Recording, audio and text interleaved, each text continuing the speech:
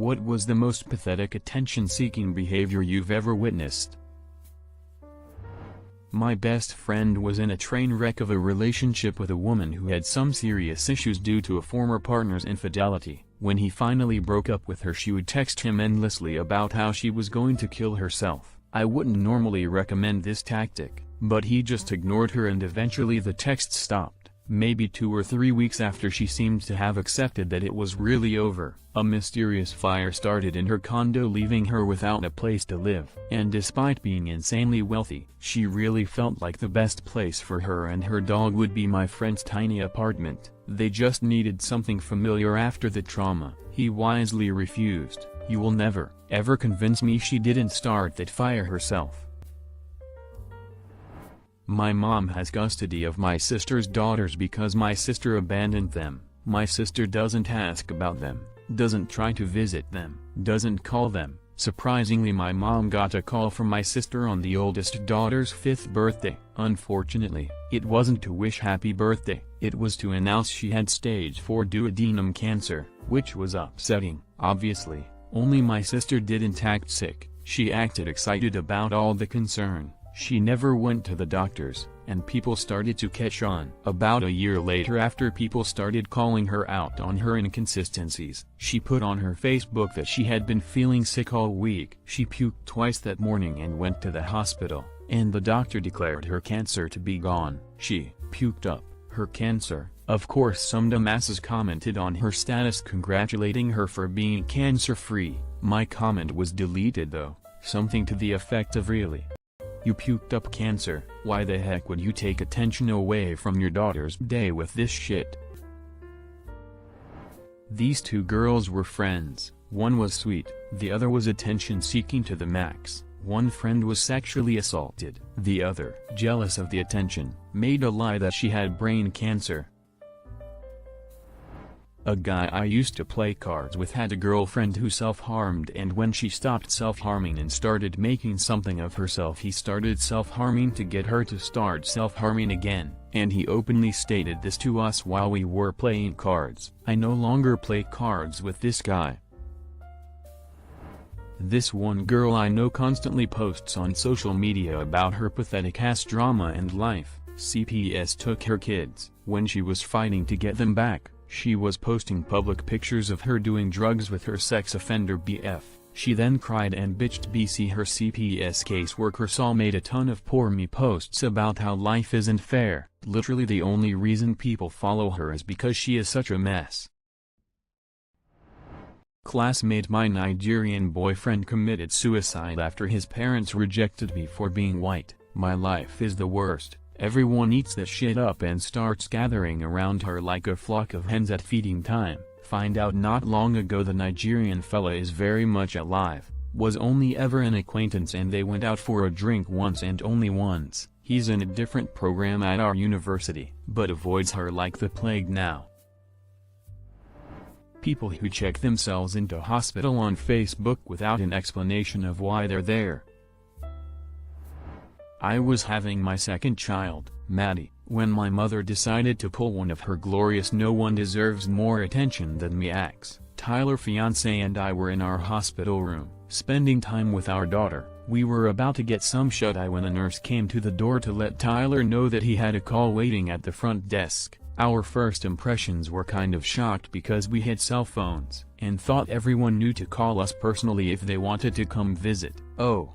And it was also like really late. It was my mother. Of course, her husband had allegedly beat her, and her dogs had attacked him. Her phone was busted up, so she ran to the neighbors to use their phone, and didn't know what our cell numbers were, so she had Googled the hospital number. She needed Tyler to come immediately and get her. I laughed. I seriously laughed my ass off. The first thing that came out of my mouth was, "Why didn't she call the cops? We are nearly 3 counties over. Just had a baby the day before, and what the heck were we going to even do about it?" Tyler had told her no, and we didn't hear from her anymore. My sister told me the following day that she was fine and never said a word to her about anything like that happening. Maddie is now 2 years old, and has never met my mom. I was fed completely up after that embarrassment. It was not the first, and I knew it would not have been the last either.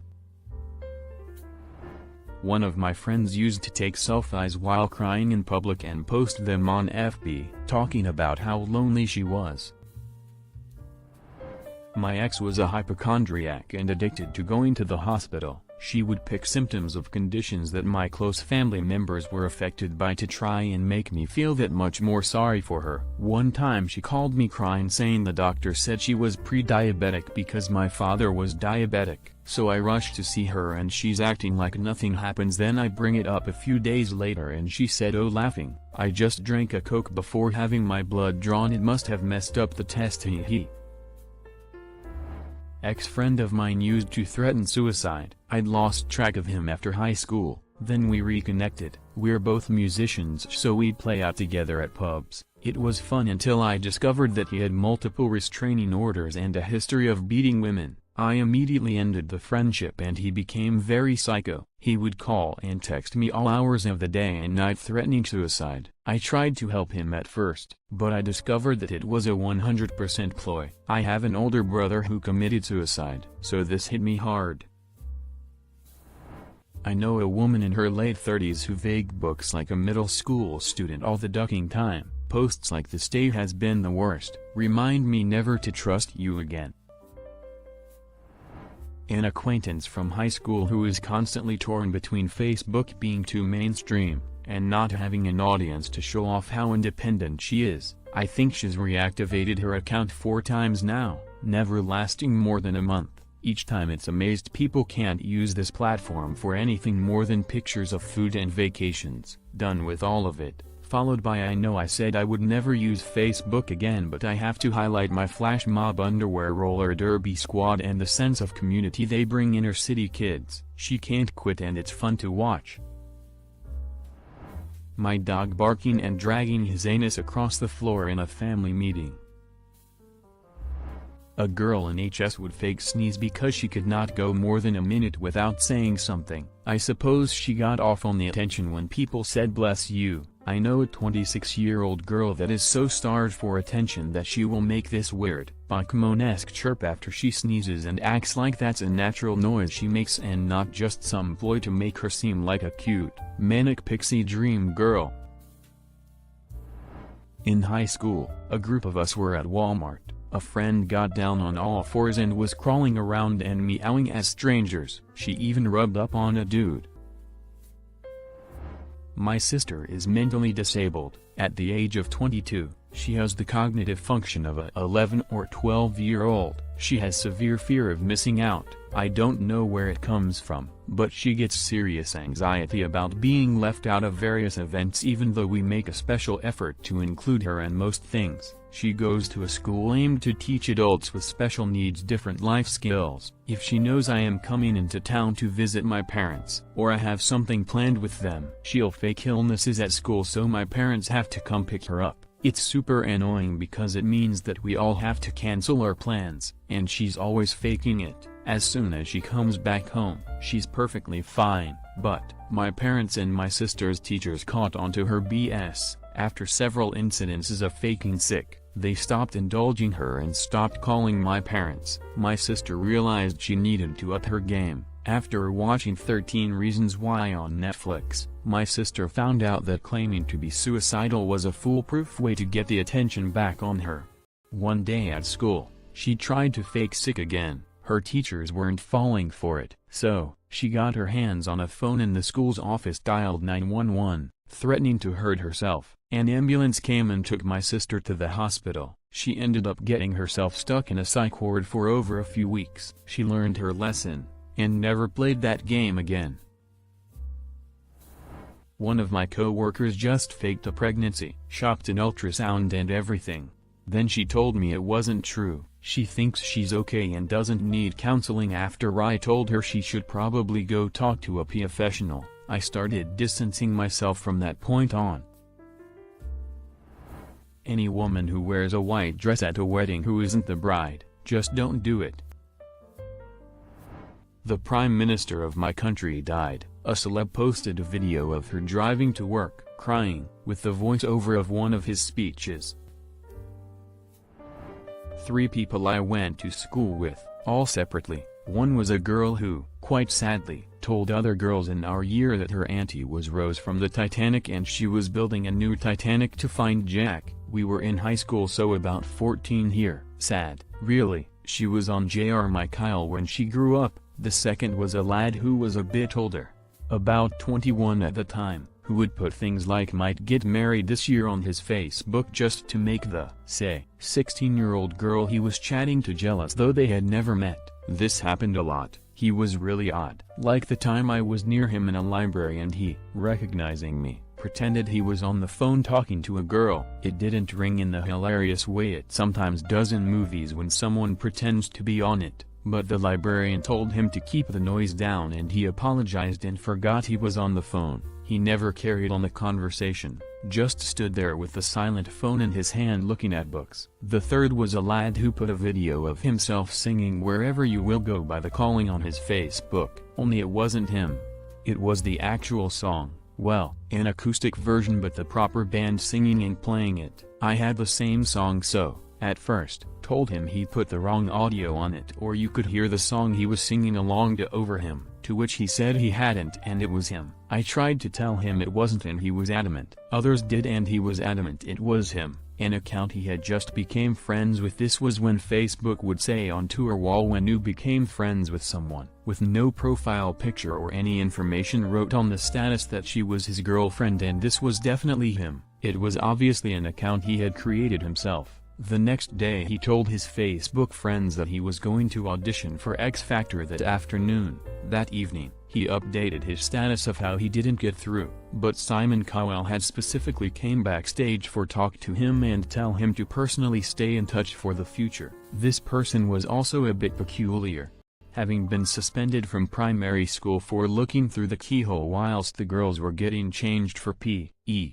in a separate classroom, and when he was 16 rode his dead grandmother's shop mobility scooter around town. There was also a friend who told my girlfriend's friend that I was cheating on her with my girlfriend. At my cousin's fiancé's bridal shower, my aunt, the fiancé's future mother-in-law, would not stop talking about how my 90-year-old grandfather had condoms in his bedside table when she was in high school. That's how she handled not being the center of attention.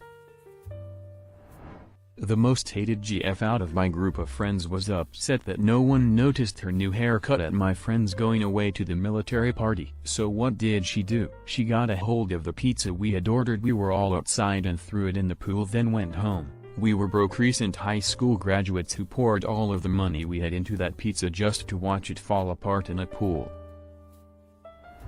I was a compulsive liar and a shameless attention seeker in high school. This thread is bringing back a lot of incredibly cringy memories. I feel awful for anyone that had the misfortune to know me back then. Shortly after my ex and I broke up, she made a group chat on Facebook Messenger with me and our mutual friends in it saying she was deactivating her Facebook account. I forget her reason for it, leaving everyone confused as duck. I was in work when it happened and went online to see the group chat and a few messages from our friends asking if I knew what was up. Like another other attention seeker, she activated her Facebook an hour later. About 20 years ago I shared a house with my sister and her son, who was 3. She was assistant manager at a discount dollar store and had this guy Terry on her team. Terry was 15 and a pathological liar. Nearly every day she would come home with a new Terry story. At first, I couldn't get enough of them because it was ridiculous, but I ended up feeling really sad for him. This was in Brisbane, Australia in the late 90s. Some of the stories were pretty tame. He was actually 18. But lied about his age and said he was 15 so he could get the job. He really was 15. He was a qualified plumber, but took this job for a break from plumbing. He drove taxis on his days off. Then they got weirder. He claimed he and Angela also worked at the store. Really hot and really nice 20-year-old woman would be hooking up all the time. He said this in the lunchroom. Back to the door, just as she walked in, she called him out on it then and there. He had this female friend who loved sex so much he said she should start selling it, and that he became her pimp, where he would take 47.5% of the money. He could get his hands on any porn you wanted, for a price wink because he apparently didn't know about the internet. He could get you any hot computer part you needed for a price because he had friends who'd steal computers all the time. Because of the dangerous life he led. See the previous 2 points. He was always in danger. Should the shit ever hit the fan, he had a card in his wallet with a number on it, and if he called it, he would be whisked away to safety to America, or Townsville. The story that pushed him over the edge into ducking SAD was after a party my sister had for her 25th birthday. She invited everyone from her store, and Terry came along. I saw him walk into the house carrying a change of clothes in a plastic bag. I guess he thought he'd be sleeping over. I had a boxer ex-mastiff dog called Buddy, who was a big dog and a really sweet boy. He was on a runner in the backyard so he wouldn't get out, and loved the attention he got from guests. Terry saw him at some point, but didn't interact with him. The next Monday at work he claimed that when he got to our house, he walked up the side to the backyard, and that Buddy, loose, not restrained, charged him. He said he reached out with one hand and grabbed Buddy by the throat and squeezed until Buddy stopped snarling, and that Buddy ran off as soon as he let go. While he was a great guard dog, he wouldn't let you in if he didn't know you, but once you'd been introduced he loved you, and he had a scary growl. He was a great big buffhead and wasn't at all aggressive. Since that was one story he could absolutely be called out on, he was. The stories dried up not long after that. It was obvious that he was telling them for attention, and that he dug himself into a hole with them and didn't know how to stop. Consider subscribing if you enjoyed this video and if you want to see more of Reddit Universe.